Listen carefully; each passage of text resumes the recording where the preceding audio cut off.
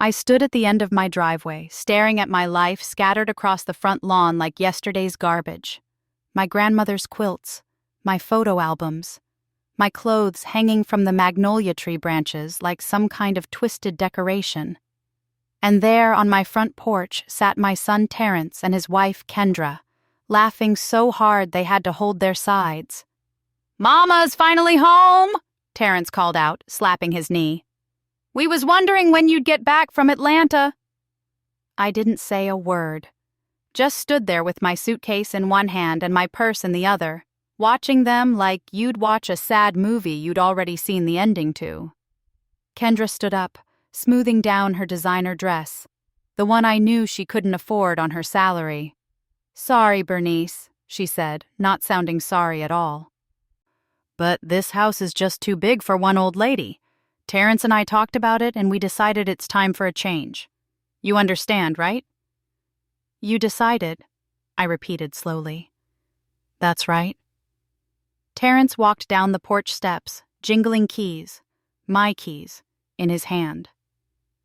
"We're taking over the house. You can go stay with Aunt Pearl or something. She's got that extra room, don't she?" Kendra giggled. "Or there's that nice senior home on Parkway Drive. They got bingo on Thursdays." I just looked at my son, my baby boy who I'd raised by myself after his father died.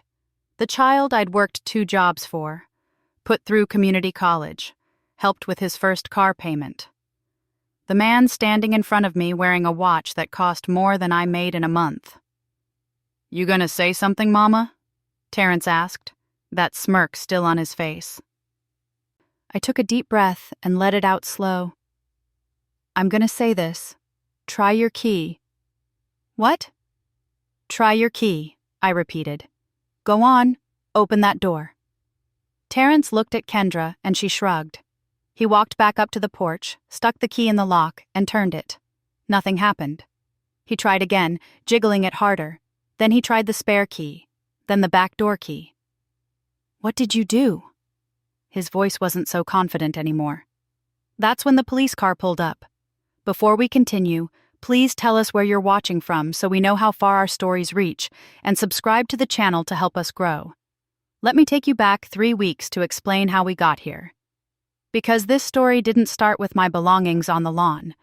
It started with a phone call and a feeling in my gut that something wasn't right. I'm Bernice Washington, 67 years old, and I've lived in my house on Maple Street for 32 years. My husband Jerome bought it for us right before he passed from a heart attack when Terrence was just 15. Jerome made sure the house was in my name only, said a woman needed something that was just hers in this world. I thought he was being overly cautious. Turns out he knew something I didn't yet understand. I raised Terrence in that house, watched him grow from a shy teenager into a man. He was always a good boy, or so I thought. Made decent grades, stayed out of trouble, got a job at the telecommunications company downtown. Then he met Kendra 5 years ago at some work conference, and everything changed. At first I was happy for him. Kendra was pretty, well-spoken, always dressed nice. But there was something about the way she looked at things. Not at people, at things. At my house when she came for Sunday dinner. At my car when I drove them somewhere. At my jewelry box when she thought I wasn't watching. "That's a beautiful ring, Miss Bernice," she'd say, touching the opal ring Jerome gave me on our 10th anniversary. "Must be worth a lot." "It's worth what it means to me," I'd answer, moving my hand away. They got married in a small ceremony at City Hall. I offered to help pay for something nicer, but Kendra said they wanted to save money for their future. I should have known right then that I was part of that future in a way I wouldn't like. The first year was fine. They lived in their apartment across town, visited every other Sunday after church. But then Terrence started asking questions. "Mama, you living in that big house all by yourself? Don't you get lonely?" I got my garden club, my church circle, my friend Delphine next door. I'm just fine. "But Mama, what if something happens? What if you fall?" "I'm 67, not 97, and I got my cell phone." But he kept on, and Kendra kept on. Every visit, it was something new. That's a lot of house to maintain. Property taxes must be killing you. You getting up there in age, Miss Bernice. Then about 6 months ago, they started having money troubles. Terrence came to me saying they were behind on rent. Could I help just this once? I gave him $2,000 from my savings. 2 weeks later, Kendra was posting pictures on Facebook of their vacation to Miami. I called Terrence about it. He got defensive, said the vacation was planned before the rent trouble, said I was being nosy about their business. I let it go, but the seed of doubt was planted. My friend Delphine from next door noticed things before I did. Delphine's 71, sharp as a tack, and doesn't miss much. "Bernice," she said one day when we were having coffee on my porch, "you notice Terrence been driving by here on weekdays? I seen his car 3 times this week, just cruising past slow-like." Maybe he was in the neighborhood. She gave me that look she's perfected over 7 decades. And maybe I'm Diana Ross. That night, I couldn't sleep. Something was bothering me, scratching at the back of my mind like a cat at a screen door. I got up around 2 in the morning and went to my home office, really just the spare bedroom with my computer and my important papers. Everything looked normal at first. Then I noticed my file cabinet wasn't quite closed all the way. I always close it completely. Always. I opened it up and started going through my documents. My house deed was there. My will was there. But something felt wrong. I pulled out the deed and looked closer. There were creases in it that hadn't been there before, like someone had folded it and unfolded it. And my will, I kept it in a blue folder, but now it was in a manila folder. I sat down hard in my desk chair, my heart pounding. Someone had been going through my papers, and there was only one person besides me who had a key to my house. The next morning, I called my lawyer. Not Terrence's suggestion of some cheap legal clinic, but Walter Brennan, a good black lawyer who'd been practicing for 40 years and had handled Jerome's estate. I hadn't talked to Walter in years, but he remembered me right away. "Bernice Washington, how you doing, girl? I'm calling because I need to ask you something. If someone had a copy of your house key, could they try to steal your house?" There was a pause. "You better come see me today." I met Walter at his office that afternoon. He's a big man with gray at his temples and glasses that slide down his nose, but his eyes don't miss a thing. "Tell me everything," he said. So I did. I told him about the money I'd given Terrence, about Kendra's interest in my things, about Delphine seeing Terrence drive by, about my papers being disturbed. Walter listened without interrupting, his fingers steepled in front of his face. When I finished, he leaned back in his chair. "Bernice, I'm going to be straight with you. I've seen this too many times. Children thinking their parents' assets are their inheritance before the parent is even gone. Now, your house is in your name only, right?" "Yes, Jerome made sure of that." "Good man, Jerome.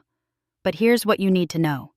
If someone has access to your documents, if they know your personal information, there's ways they can try to forge papers, steal your identity, even try to get power of attorney over you by claiming you're incompetent." My blood ran cold. They wouldn't. You'd be surprised what people do when money's involved. He pulled out a notepad. "Here's what we're going to do. First, we're changing your locks tomorrow. All of them. Second, we're putting an alert on your credit. Third, we're securing all your important documents in my office safe. And fourth..." He looked at me hard. "You need to prepare yourself for the possibility that your son might not be who you thought he was." That hurt more than anything. But I nodded. Walter was good to his word. The next day, Tuesday, a locksmith came and changed every lock on my house. Front door, back door, side door, even the basement. New keys that Terrence had never touched. It cost me $400, but it was worth every penny. Wednesday, Walter filed papers with the county to make sure nobody could try to claim my house or forge any documents in my name. He also had me record a statement, just in case, saying I was of sound mind and body, and any future claims otherwise should be investigated. "One more thing," Walter said. "You mentioned you were planning to visit your sister in Atlanta next week?" "Yes, for about 10 days. "Good. Go on that trip. Let things settle. And Bernice, don't tell Terrence you've changed the locks." "Why not?" He smiled, but it wasn't a happy smile. "Because if I'm right about what they're planning, they'll show themselves while you're gone. And when they do, we'll be ready." I went home and started packing for Atlanta, but my heart was heavy. Could my own son really be trying to take my house? The boy I'd raised, who used to curl up next to me when he had nightmares, who called me every Mother's Day without fail. Thursday evening, Terrence called. "Hey, Mama, just checking in. You all packed for Atlanta?" "Almost done." "When you leaving?" "Saturday morning. Early." "You need a ride to the airport?" "No, thank you. Delphine's taking me." "Oh." He sounded disappointed. "Well, you have a good trip. Love you, Mama." "Love you too, baby." I hung up feeling sick to my stomach. Maybe Walter was wrong. Maybe I was being paranoid. Maybe. Friday afternoon, I was in my kitchen making a sandwich when I glanced out the window and saw Terrence's car parked down the street. Not in front of my house, but 3 houses down, like he was trying to be subtle about it. He sat there for 20 minutes, then drove away. I called Walter. "He's watching me." "I know this is hard, Bernice, but you're doing the right thing. Go to Atlanta. Enjoy your sister. We'll handle whatever happens here." That night, I barely slept. I kept thinking about all the years, all the sacrifices, all the love I'd poured into my son. Where did I go wrong? What did I miss? Saturday morning at 5 a.m., Delphine picked me up. "You sure about this?" she asked as we drove to the airport. "No, but I need to know the truth." "Well, I'll be watching your house while you're gone. If I see anything, I'll call you." I hugged her tight. "Thank you, Delphine. You're a better friend than I deserve." "Hush that talk. You'd do the same for me." The flight to Atlanta was smooth, and my sister Gloria was waiting for me at arrivals with a big smile and open arms. Gloria's 5 years younger than me, works as a school administrator, never had kids of her own, but loved my Terrence like he was hers. "How's my nephew doing?" she asked as we drove to her house. I didn't answer right away, and she glanced over at me. "Bernice, what's wrong?" So I told her everything. About the money, about Kendra, about Walter's warnings, about changing the locks. By the time I finished, we were parked in her driveway, and Gloria's hands were gripping the steering wheel so hard her knuckles were white. "That boy has lost his natural mind," she said. "Jerome would be turning over in his grave." "Maybe I'm wrong. Maybe—" "Don't you dare make excuses for him. You listen to your lawyer and you protect yourself. That's what Jerome would want." The first few days in Atlanta were nice. Gloria took time off work, and we did all the things sisters do: talked, laughed, cooked together, went to her church on Sunday where the pastor preached about honoring thy father and mother, which hit a little too close to home. Then on Tuesday afternoon, my phone rang. It was Delphine, and she was almost whispering. "Bernice, you need to know what's happening. They're here." "Who's there?" "Terrence and Kendra. They pulled up in a U-Haul truck about an hour ago with the back full of their stuff. They've been going in and out of your house, well, trying to. They can't get in, and Terrence is getting real agitated. He's on the phone right now, yelling at someone. I think he called a locksmith." My heart started racing. What should I do? Nothing yet. But Bernice? They throwing your things out? Your mama's quilts, your photo albums, your clothes? They piling everything up on the front lawn like trash day. I felt like someone had punched me in the stomach. "They're doing what?" "I'm so sorry, honey. You want me to call the police?" "No, not yet." My voice was shaking. "Let them finish. Let them show the world exactly who they are." I hung up and called Walter. He answered on the first ring like he'd been waiting for my call. "They're at my house right now, throwing my things out." "Good." "Good?" "Bernice, trust me. I've already contacted the police and explained the situation. They're aware that you legally changed your locks and that anyone trying to enter is trespassing. What time does your flight get in tomorrow?" 3:30. "Perfect. Don't change your plans. Come home tomorrow as scheduled. I'll have everything arranged." The next 24 hours were the longest of my life. I couldn't eat, couldn't sleep. Gloria tried to comfort me, but nothing helped. I just kept seeing Terrence as a little boy, holding my hand at Jerome's funeral, crying into my shoulder. How did that little boy turn into a man who would throw his mother's life onto the lawn like garbage? Wednesday afternoon, Gloria drove me to the airport. "You call me as soon as this is over," she said, hugging me tight. "And Bernice, hold your head up. You didn't do nothing wrong." The flight home felt like it took forever. When I finally landed and picked up my rental car, Walter had suggested I rent one instead of having Delphine pick me up. It was just after 4 o'clock.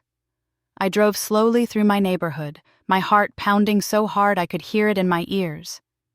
As I turned onto Maple Street, I could see them, my quilts in the magnolia tree, my photo albums scattered across the grass, my life on display for all the neighbors to see.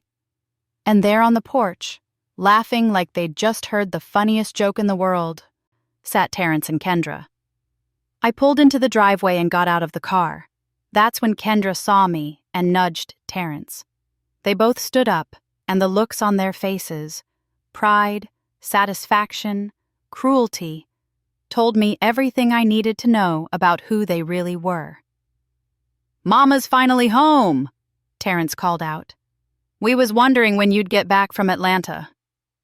I stood there with my suitcase looking at my son, and something inside me just broke. Or maybe it healed. Maybe sometimes you have to see the truth before you can be free of the lies you've been telling yourself. "You decided," I said when Kendra told me they were taking over the house. "That's right." Terrence walked down the steps, jingling my old keys that didn't work anymore. "We're taking over the house. You can go stay with Aunt Pearl or something." "She's got that extra room, don't she?" Kendra giggled. "Or there's that nice senior home on Parkway Drive. They got bingo on Thursdays." I took a deep breath. "I'm gonna say this. Try your key." Terrence's face when that key didn't work, I'll remember it for the rest of my life. The confusion, then the anger, then the fear. "What did you do?" The police car pulled up right on schedule, just like Walter had arranged. 2 officers got out, one white and one black, both looking very official and very serious. "Officers," I said calmly, "these 2 people have trespassed on my property and thrown my belongings onto my lawn. I changed the locks yesterday after my son threatened me over the phone. I'd like to file a formal complaint." "That's a lie," Kendra shrieked. "This is his mama's house. We're family." "Ma'am," the black officer said to me, "are you the homeowner?" "I am. I have the deed in my purse along with the receipt for the lock change from yesterday, and documentation from my lawyer confirming this property is mine and mine alone." Terrence's face had gone from angry to pale. "Mama, what are you doing?" "What I should have done weeks ago when you started watching my house. What I should have done when you went through my personal papers. What I should have done the first time you looked at my home like it was yours for the taking." I turned to the officers. "I want them removed from my property. Both of them." The white officer looked at Terrence. "Sir, do you have any documentation showing you have a legal right to be here?" "She's my mother. This is family business." "That's not what I asked. I had keys." "Had," the black officer repeated. Past tense. The homeowner has the legal right to change her locks and deny entry to anyone, family or not. Now, we can do this easy or we can do this hard. Your choice.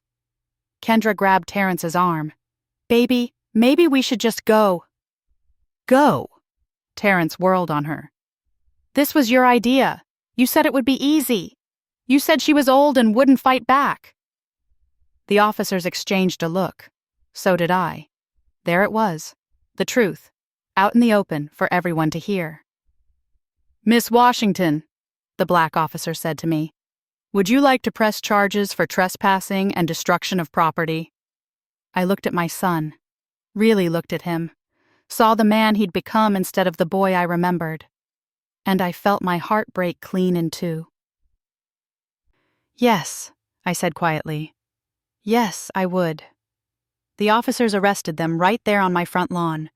Terrence kept shouting about how I was his mother, how I couldn't do this to him, how family doesn't turn on family. The irony of those words coming from his mouth almost made me laugh, but I was too tired for laughter. Kendra didn't say much. She just glared at me with pure hatred in her eyes as they put her in the back of the patrol car. That look told me everything I needed to know about what she really thought of me. I'd never been family to her. I'd been an obstacle. After the police cars drove away, I stood there looking at my belongings scattered across the lawn. Delphine came running over from her house, followed by Mr. Hayes from across the street and the Johnsons from next door. "Oh, Bernice," Delphine said, putting her arm around me. "Let's get your things inside." "I can't believe Terrence would do this," Mrs. Johnson said, shaking her head. She was picking up my photo albums from the grass, brushing dirt off the covers. "I watched that boy grow up." "Some people change when money gets involved," Mr. Hayes said. He was 75 and had buried 2 wives, so he knew a thing or two about life's disappointments. "I seen it happen before." It took us 2 hours to bring everything back inside. Some things were ruined. My grandmother's quilts had been sitting in the dew and were soaked through. Some of my clothes had been trampled, but my neighbors worked without complaining, making trip after trip up my front steps. When we finally finished, Delphine made coffee and we all sat in my living room. Nobody said much. What was there to say? They'd all witnessed my son trying to steal my house and throw me out like yesterday's trash. "You did the right thing," Delphine finally said. "You know that, right?" "I don't know what I know anymore." I stared at my coffee cup. "I keep thinking about when he was little, when he needed me, when I was his whole world." "You were a good mother," Mrs. Johnson said firmly. "This isn't about you.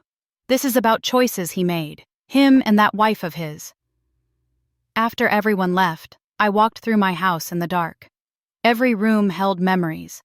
Terrence taking his first steps in the hallway, Jerome teaching him to ride a bike in the backyard, birthday parties and Christmas mornings and homework at the kitchen table. How do you reconcile those memories with the man who tried to take everything from you? I didn't sleep that night. Just lay in bed staring at the ceiling, waiting for morning. Thursday, I had to go to the police station to give a formal statement. Walter met me there, looking sharp in his suit and carrying a briefcase full of documents. "How you holding up?" he asked. "I've been better." The detective assigned to my case was a black woman in her 40s named Detective Morris. She had kind eyes but a no-nonsense way about her that I appreciated. "Miss Washington," she said, "I've reviewed your statement from yesterday. I also looked into your son and his wife's finances. You mind if I share what I found?" "Please do." Detective Morris pulled out a file. "Terrence Washington and Kendra Washington are in serious financial trouble. They're 3 months behind on their rent. That's an eviction notice pending. They've got $18,000 in credit card debt. Kendra's car got repossessed last month. And get this, Terrence took out a personal loan for $25,000 6 months ago. It's all gone." I felt sick. $25,000? On what? Restaurants, vacations, designer clothes, a fancy watch. They've been living way beyond their means and counting on your house to bail them out. Walter leaned forward. "Detective, do you think they were planning to forge documents to claim the house?" "We're investigating that. We found some interesting items when we searched their apartment this morning. Copies of Miss Washington's deed, her social security number written down, the name of a notary they'd been in contact with. We're building a case for attempted fraud and identity theft on top of the trespassing charges. My head was spinning. They were really going to do it. Really going to steal my house. Yes, ma'am. And if you hadn't changed those locks when you did, they might have succeeded. Once they were living in your house, it would have been much harder to get them out. They could have claimed tenants' rights, dragged it out in court for months. By the time it was all sorted, you might have lost everything. I thought about Walter's words from weeks ago. Prepare yourself for the possibility that your son might not be who you thought he was. He'd been trying to warn me, but I don't think even he expected it to be this bad. What happens now? I asked. They'll be arraigned tomorrow, Detective Morris said. Bail will be set. Then we move toward a trial unless they take a plea deal. Can I ask you something? I looked at the detective. How often do you see this? Children trying to steal from their parents? She sighed. More often than you'd think, Miss Washington. More often than you'd think. That night, my phone started ringing. First it was Aunt Pearl, Jerome's sister, who'd heard about the arrest from somebody who knew somebody. Then it was my cousin Dwight. Then people from church. By 9 o'clock, I'd talked to 15 different people, all asking the same questions, all expressing shock and sympathy. The hardest call came around 10 p.m. It was my sister Gloria. Bernice, I just heard. Baby, I'm so sorry. You were right about everything. I wish I'd been wrong. She paused. You need me to come up there? No, I got people here. Walter's handling the legal stuff. Delphine's checking on me every hour. I'll be okay. Will you, though? That was the question, wasn't it? Would I be okay? Could a mother ever really be okay after her child betrayed her like this? Friday morning, Walter called. The arraignment's at 2. You don't have to be there, but I think you should come. Let them see you're not backing down. So I put on my best church dress, the navy blue one with the matching jacket, and met Walter at the courthouse. The building was big and cold, full of echoing voices and people rushing around looking important. We sat in the back of the courtroom and waited. When they brought Terrence and Kendra in, my breath caught. Terrence looked tired, older somehow. He saw me and his face crumpled, but I looked away. I couldn't afford to feel sorry for him. Not now. The judge was a stern-looking black man in his 60s named Judge Hamilton. He read the charges in a voice that seemed to fill the whole room. Trespassing, destruction of property, attempted fraud, attempted identity theft. Terrence's public defender, a young white woman who looked fresh out of law school, argued for low bail. Your Honor, my client has no prior record. He's employed. He has ties to the community. He also tried to steal his mother's house, Judge Hamilton said dryly. Bail is set at $50,000 each. Kendra actually gasped. I watched as the reality hit them. They didn't have $50,000. They didn't have $5,000. They were going to stay in jail. As they led them away, Terrence turned and looked right at me. Mama, please, don't do this. I'm your son. I stood up, and everyone in the courtroom got quiet. You stopped being my son the day you decided to throw my life onto the lawn like garbage. You stopped being my son the day you chose greed over love. I don't have a son anymore. The words hung in the air. Terrence's face went blank, like I'd slapped him. Then they took him away, and I walked out of that courtroom with my head held high and tears streaming down my face. Walter drove me home. We didn't talk much, but as we pulled up to my house, he said, Bernice, you're one of the strongest women I know. Jerome would be proud of you. Would he? I raised a thief and a liar. No, you raised a boy who made his own choices, bad choices.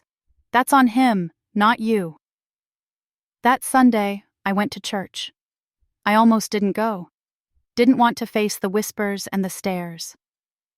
But Delphine showed up at my door at 9:30 in her Sunday best and said, Come on, girl.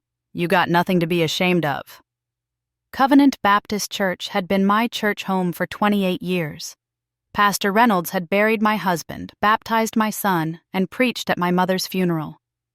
The building was old but beautiful, with stained glass windows and wooden pews that creaked when you sat down. I expected people to stare, expected whispers and judgment. What I got instead was love. Sister May, who ran the hospitality committee, hugged me so tight I could barely breathe. "Baby girl, we've been praying for you all week." Brother Thompson, the head deacon, shook my hand and said, "You need anything, and I mean anything, you call me." Even young folks I barely knew came up to me, saying they'd heard what happened, saying they were sorry, saying they were there if I needed help. Pastor Reynolds changed his sermon. I know he did because I'd seen the bulletin. He was supposed to preach on forgiveness. Instead, he preached on justice and righteousness, and how sometimes love means setting boundaries. "Some of y'all think love means being a doormat," he said, his voice booming through the sanctuary. "Think love means letting people walk all over you, take advantage of you, steal from you. But that ain't love. That's enabling. Real love, the kind of love God calls us to, sometimes means saying no. Sometimes means protecting yourself. Sometimes means letting people face the consequences of their actions." I cried through that whole sermon. So did half the congregation. After service, during the fellowship hour, people crowded around me. Everyone wanted to know what they could do to help. Sister Carolyn from the prayer circle said they'd been praying for me every night. Brother Marcus from the men's group offered to come fix anything that got damaged when Terrence threw my things out. The youth pastor's wife, Sister Angela, who ran a nonprofit helping seniors, gave me her card and said, "If you need counseling, legal help, anything, we got resources." For the first time since this nightmare started, I didn't feel alone. Monday morning, Detective Morris called. "Miss Washington, we need you to come down to the station. We've uncovered something else." My heart sank. What now? I'd rather explain in person. Walter met me there again. Detective Morris led us to a small conference room and spread out papers on the table. "We've been going through Terrence and Kendra's financial records more thoroughly," she said. "Miss Washington, did you give your son access to any of your bank accounts?" "No, never." "Are you sure? Not even years ago, maybe for convenience?" "I'm positive." "Why?" She pushed a paper toward me. It was a bank statement from my savings account. My blood ran cold as I looked at the transactions. "Someone's been withdrawing money from your account for the past 8 months, Detective Morris said. "Small amounts at first, 100 here, 200 there. Then it got bigger. Look at this one from last month, $5,000. I stared at the numbers, my hands shaking. That's over $30,000 total." "Yes, ma'am. We're tracing how they got access. My guess is they either copied your debit card information or somehow got your PIN. Did you ever write your PIN down anywhere?" "In my address book. In my desk drawer. The same desk drawer where I'd found my papers disturbed." "Oh my God!" Walter was reading through the statements, his jaw tight. "This is felony theft. This changes everything." "There's more," Detective Morris said quietly. "We found evidence they were planning to take out a reverse mortgage on your house. They had the paperwork half filled out. They just needed a forged signature." The room started spinning. They hadn't just tried to take my house. They'd been stealing from me for months, planning this for months. How long had they been looking at me and seeing nothing but dollar signs? "I need some air," I said, standing up too fast. Walter steadied me. Outside the police station, I sat on a bench while Walter got me water from the vending machine. Cars drove by, people walked past. The world kept turning like my whole life hadn't just been revealed as a lie. "How did I not know?" I asked. "How did I not see that money disappearing?" "Because you trusted your son," Walter said. "Because you're not the kind of person who checks her bank balance every day looking for theft. Because you never imagined your own child would steal from you." $30,000, Walter. That was my emergency fund. That was my peace of mind. That was... My voice broke. That was supposed to be for my funeral, so I wouldn't be a burden on anyone. Walter sat down beside me. This big man in his expensive suit sitting on a dirty bench outside a police station with a broken-hearted old woman. Bernice, listen to me. You're going to get through this. We're going to prosecute them for every single thing they did. And then you're going to rebuild your life without them in it. I don't know if I can. You already are. You changed those locks. You called me. You stood up in that courtroom. You went to church and held your head high.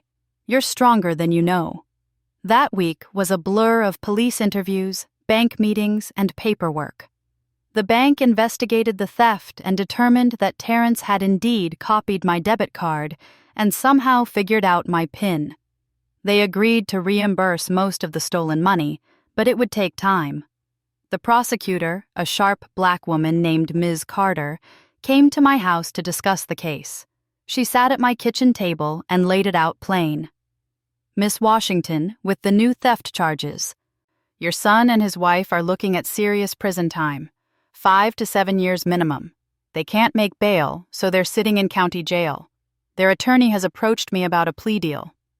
What kind of deal? They plead guilty to all charges, they repay every cent they stole, and they agree to a restraining order preventing them from contacting you. In exchange, we recommend a reduced sentence, maybe 3 years with possibility of parole. What do you think I should do? Ms. Carter looked at me with something like respect. I think you should do whatever lets you sleep at night. This is your decision. But I'll tell you this. If we go to trial, all of this becomes public record. Every detail, every embarrassing moment. And trials are hard, especially on victims. A plea deal means it's over faster. I thought about it for a long time. Thought about Terrence as a little boy. Thought about Jerome. Thought about all those years of loving and sacrifice and hope. Then I thought about my belongings on the lawn, about the hatred in Kendra's eyes, about $30,000 stolen while I slept. I'll accept the plea deal, I said, on one condition. I want to speak at their sentencing. Ms. Carter nodded. I can arrange that. The plea deal hearing was scheduled for 2 weeks later. In the meantime, life went on. My church family rallied around me in ways I never expected. Sister May organized a group to help me go through all my financial records and make sure nothing else had been stolen or tampered with.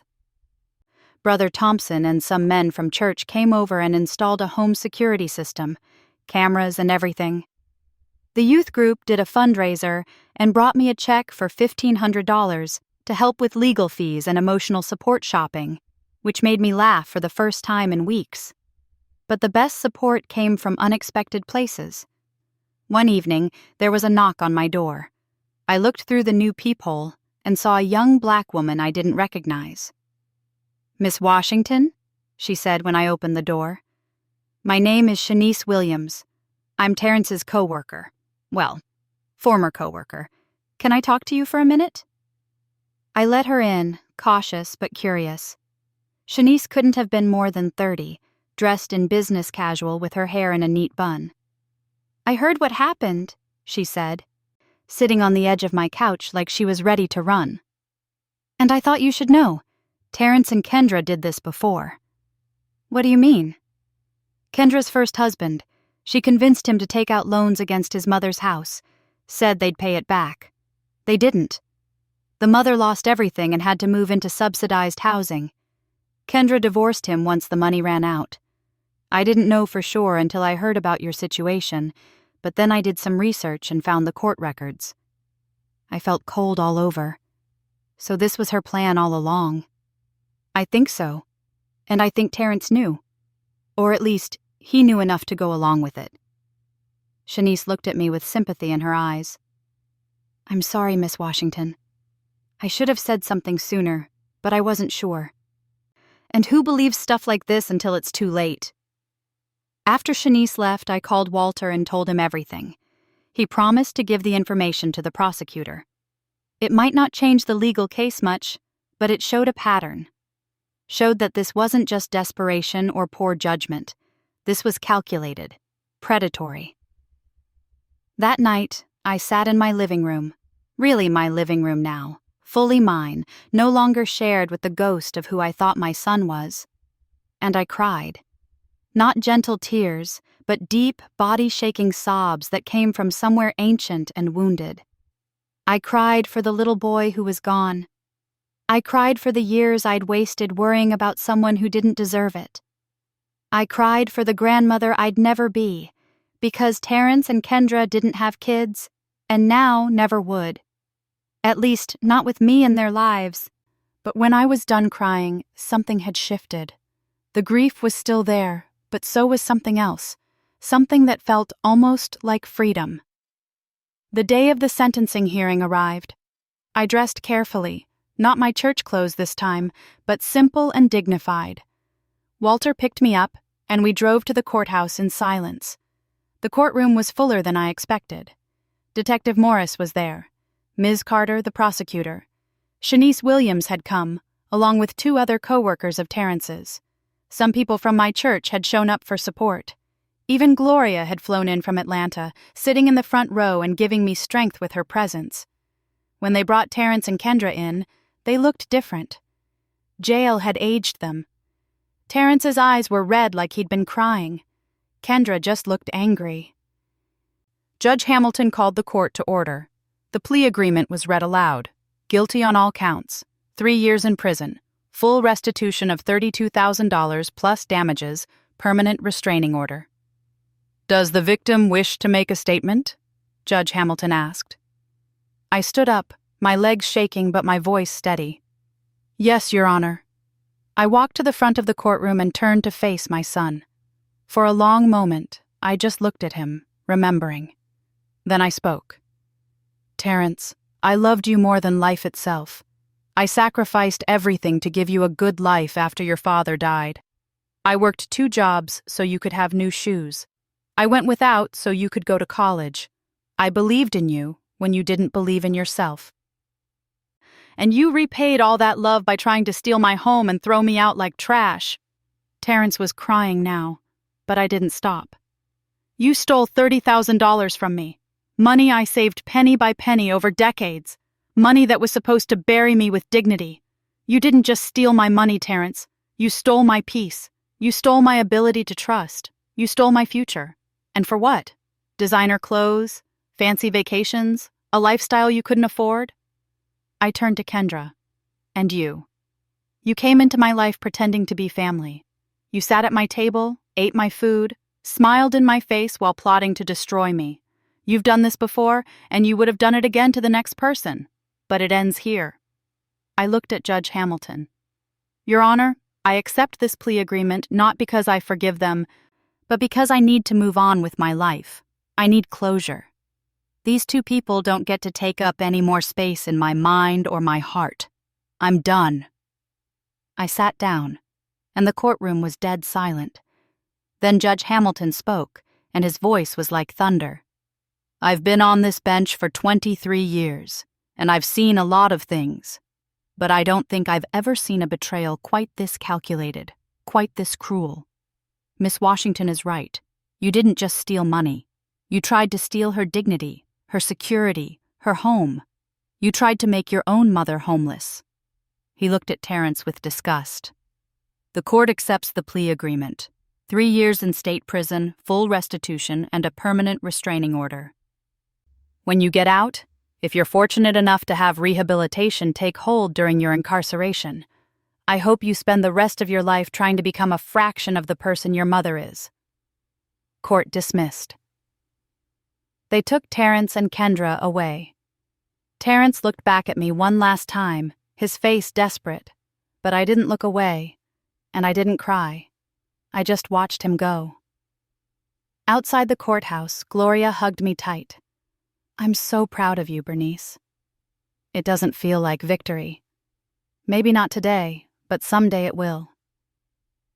That night, I got a phone call from a number I didn't recognize. I almost didn't answer, but something made me pick up.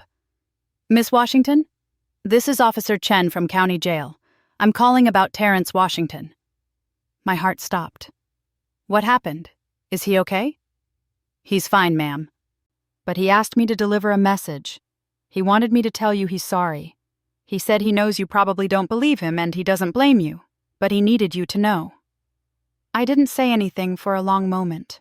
Then, thank you for letting me know, officer. After I hung up, I sat in the dark, thinking about that apology.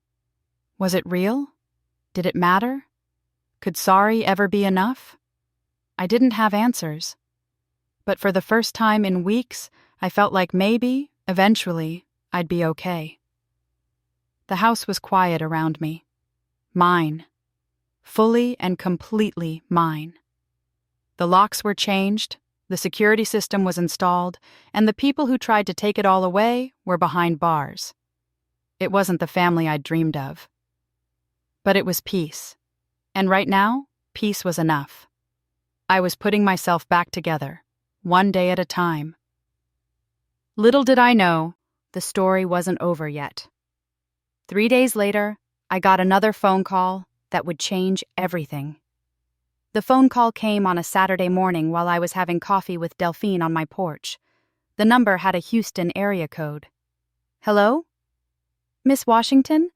My name is Ramona Chen. I'm calling about Kendra Washington. Well, she used to be Kendra Taylor when she was married to my father. I sat up straight. Shanice had mentioned Kendra's first husband, but I'd never expected to hear from his family. I'm listening, I said. I heard about what happened to you. It was on the news down here. Someone posted about it on social media and it went viral. Miss Washington, I need to tell you something. My grandmother, my father's mother, she died 6 months ago. After losing her house to Kendra and my father's schemes, she had a stroke. Moved into a nursing home and just gave up. She died alone and broke because her own son and his wife stole everything from her. My hand was shaking so hard, Delphine took the phone and put it on speaker so I didn't have to hold it. I'm so sorry, I said. I wanted you to know you're not alone. And I wanted you to know that you did something my grandmother couldn't do. You fought back. You protected yourself.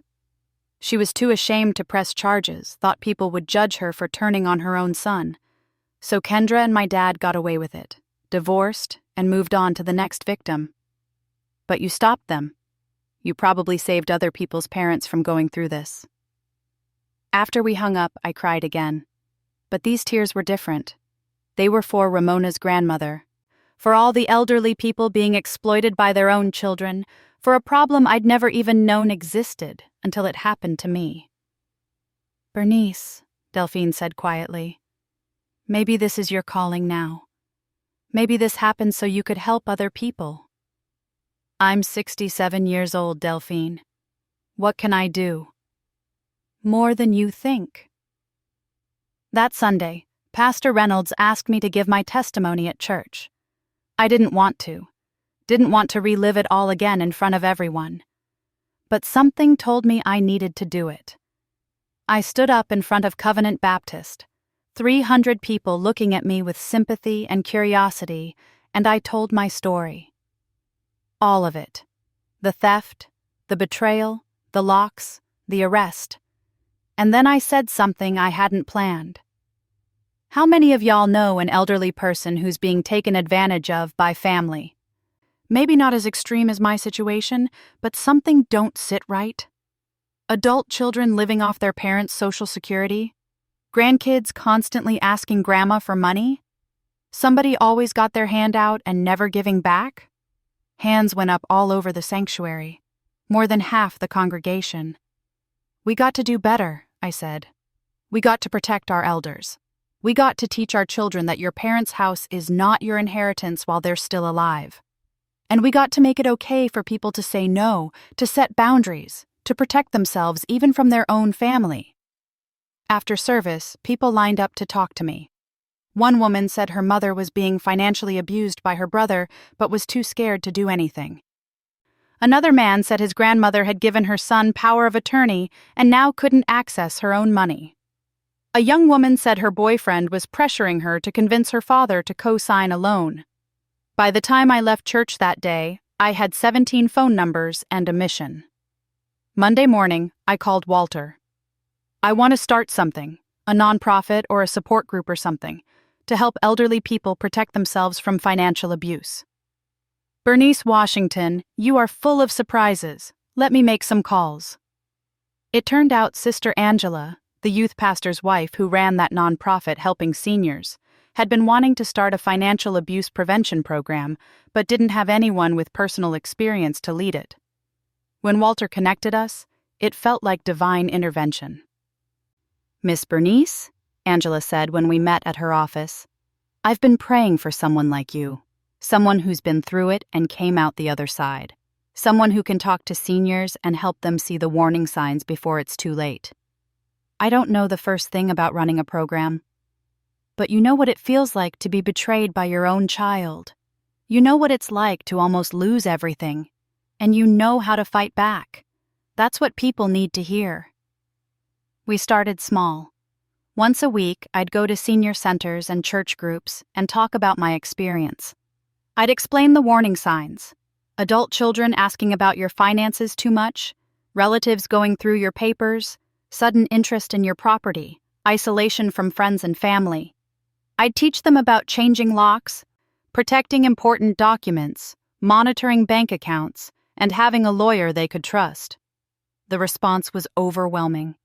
Within a month, we had a waiting list. Seniors wanted to hear from me. They wanted to share their stories. And some of them, too many of them, needed immediate help. There was Mrs. Dorothy Robinson, 73, whose daughter had forged her name on a reverse mortgage and was selling the house out from under her. We got her a lawyer and stopped the sale. There was Mr. Eugene Foster, 81, whose grandson had stolen his identity and opened credit cards in his name. We helped him file a police report and freeze his credit. There was Miss Althea Jenkins, 69, whose son was living in her house rent-free, bringing drugs around, and threatening her when she asked him to leave. We helped her file for eviction and get a restraining order. Every story broke my heart and made me more determined.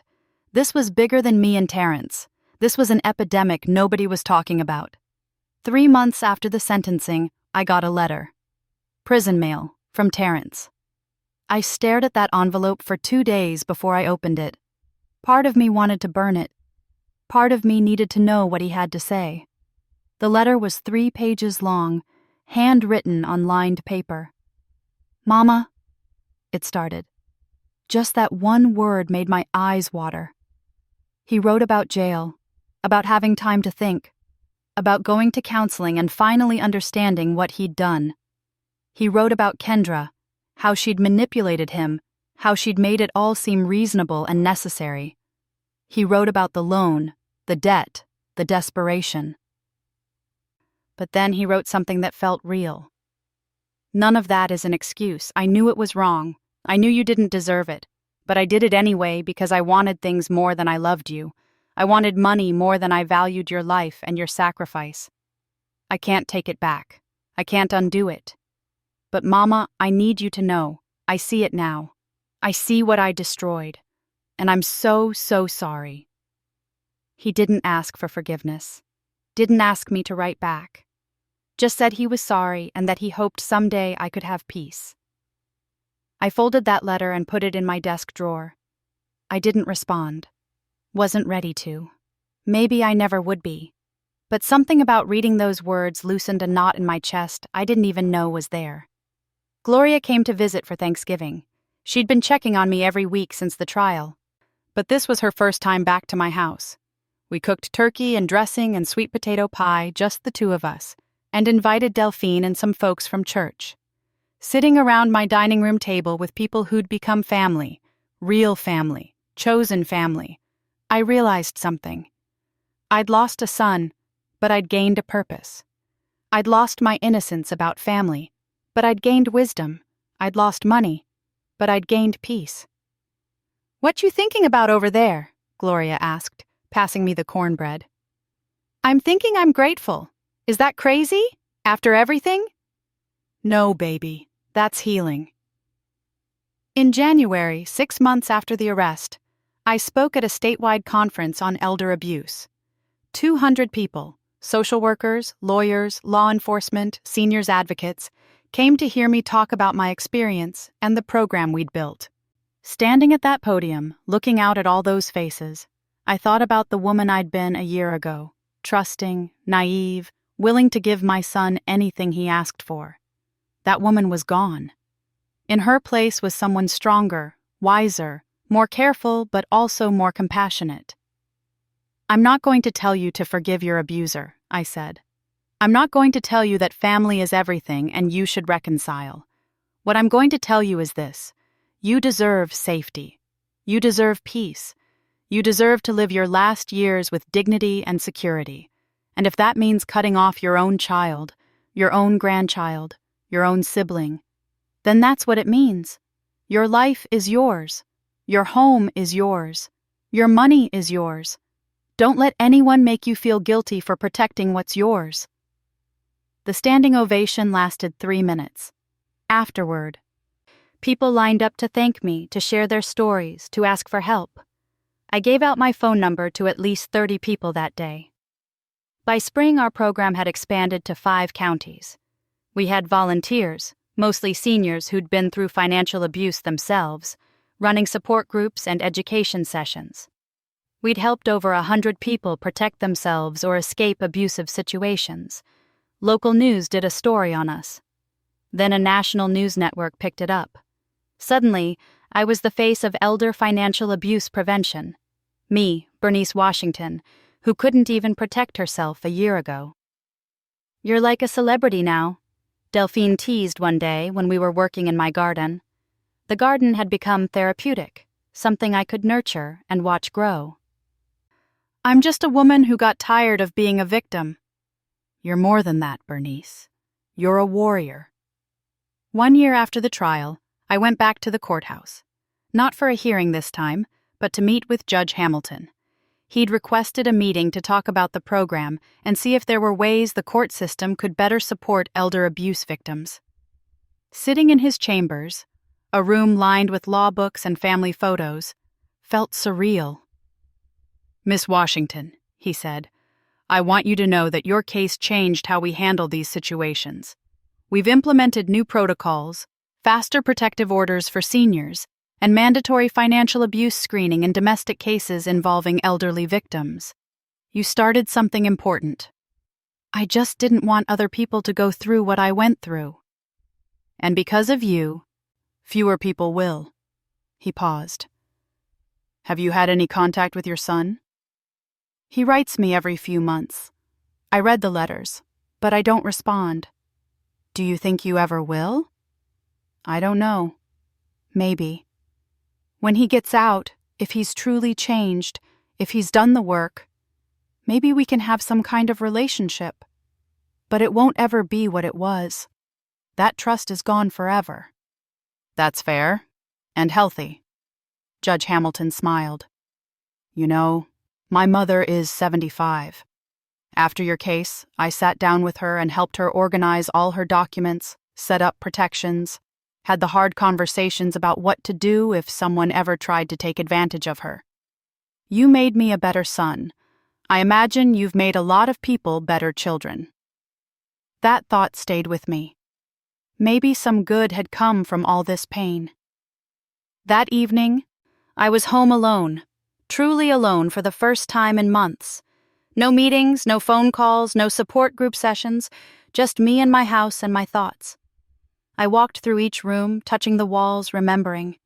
Jerome proposing to me in the living room, Terrence's first birthday party in the kitchen, Christmas mornings and Easter dinners and ordinary Tuesday nights watching TV together. Those memories didn't hurt as much anymore. They were just part of my story. The good parts before the bad parts. I could hold both truths at once. I had loved my son, and my son had betrayed me. I had been a good mother, and he had been a bad son. I had lost my family, and I had found my purpose. My phone rang. It was Mrs. Patterson. No, I'd promised myself to use first names. It was Denise. a 70-year-old woman I'd been counseling whose daughter was trying to force her into a nursing home and take her house. "Miss Bernice? I did it. I told her no.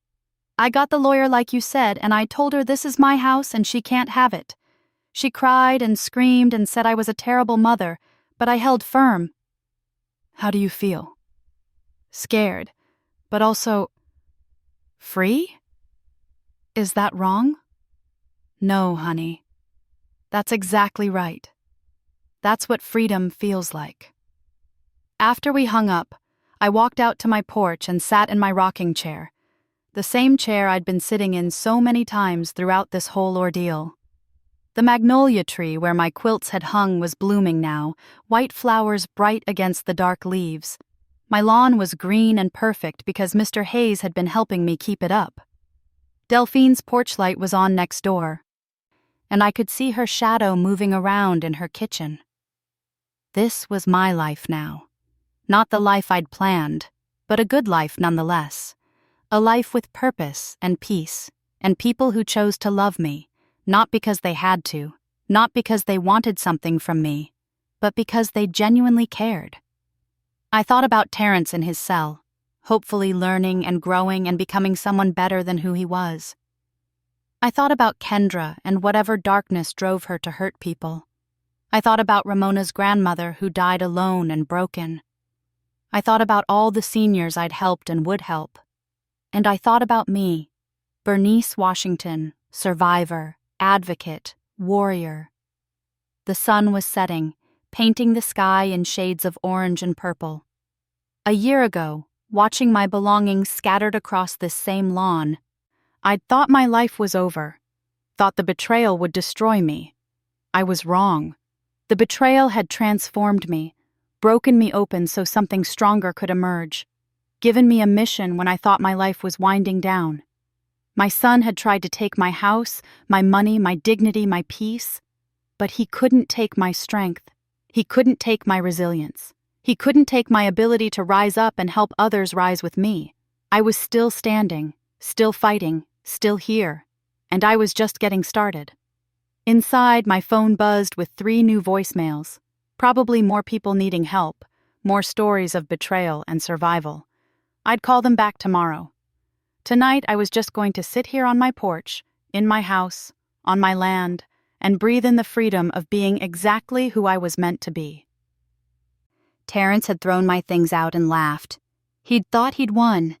He'd thought I'd be broken and homeless and defeated. He'd been wrong about everything.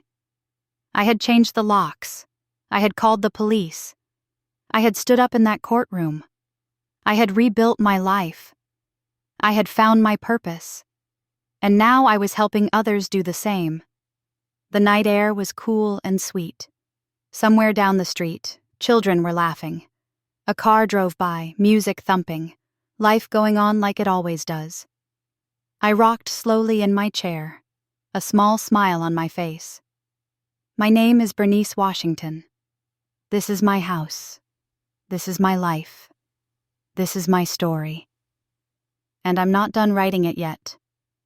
That's all for today's story. If this touched your heart, please subscribe and share your own experiences below. We're all in this together.